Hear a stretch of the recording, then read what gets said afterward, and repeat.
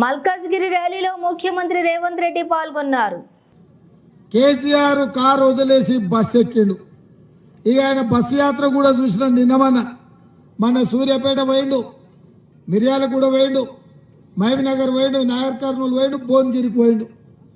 ఆయన బస్సు యాత్ర చూస్తుంటే, ఆయన ఎక్కేది దిగేది చూస్తుంటే వెంకడికెవడో తిక్కలోడు తిరునాళ్ళకు పోతానంట ఎక్కనిక దిగనికనే సరిపోయిందంట. కేసీఆర్ బస్సు యాత్ర కూడా నలుగురు వాటి ఎక్కియాలి, ముగ్గురు వాటి దించాలి. ఆయనను ఏం పని మీద పోయినో ఆయనకే తెలుస్తలేదు, నన్ను తిట్టుకుంటే తిరుగుతుండు. 10 ఏళ్ళు ముఖ్యమంత్రి ఉండి నువ్వేమన్నా చేసి ఉంటే నువ్వు చేసింది చెప్పుకో. 100 రోజుల్లోనే 5 గ్యారంటీలను అమలు చేసిన మమ్మల్ని ఇవాళ నువ్వు తిట్టుకుంటే తిరుగుతున్నావంటే నీ దివాల కోరతనం, నీ చేతగాంతనం కళ్ళకు కట్టినట్టుగా అనిపిస్తుంది. వచ్చినెంబడే ఆడబిడ్డలకు ఆర్టీసీలో బస్సు ఉచితంగా ప్రయాణం ఇచ్చినాం. మా అక్కలను అడుగుతున్న ఉచిత బస్సు ఉంది కదా అక్క, ఎక్కడికి పోయినా, అత్తగారింటికి పోయినా, అమ్మగారింటికి పోయినా, బిర్లా మందిరం పోయినా, యాదగిరిగుట్ట లక్ష్మీ నరసింహస్వామి దగ్గరికి పోయినా, భద్రాచలంలో రాములవారి తలంబ్రాలు చూడబోయినా ఆడబిడ్డలకు 1 పైసా ఖర్చు లేదు, బస్సులో ఉచిత ప్రయాణం. ఇవాళ పేదలకు రాజీవ్ ఆరోగ్యశ్రీ పథకం తీసుకొచ్చి 10 లక్షల రూపాయలు ఉచితంగా వైద్యాన్ని అందించినాం.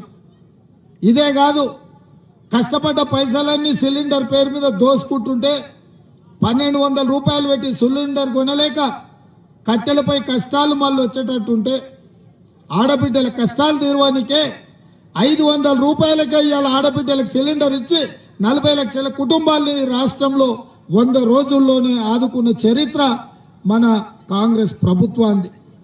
ఇదే కాదు, పేదోళ్ళ ఇళ్లలో కరెంటు బిల్లు చూస్తేనే కరెంటు షాక్ కొట్టేటట్టు ఉంది.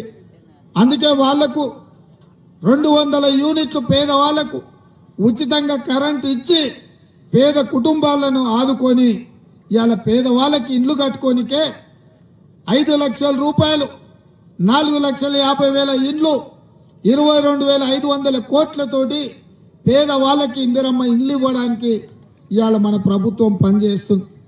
ఇదే కాదు, తెలంగాణ ఉద్యమం అంటేనే నియామకాలు, నిరుద్యోగ సమస్య.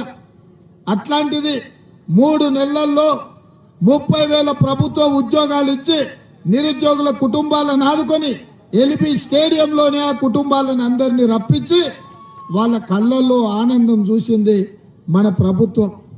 ఇవాళ ఈ దేశంలో బీసీ జనాభా లెక్క కట్టి 50% వాళ్ళ రిజర్వేషన్లు పెంచాలని బీసీ జనాభా లెక్కించడానికి ఇవాళ మనం అనుమతి ఇచ్చి నిధులు ఇచ్చింది మన ప్రభుత్వం, మన పార్టీ. మనం ఇట్లా మంచి పనులు చేస్తుంటే నిన్న మన బీజేపీ నుంచి ఈటెల రాజేందర్ ఇవాళ మల్కాజ్గిరిలో ఓట్లు అడుగు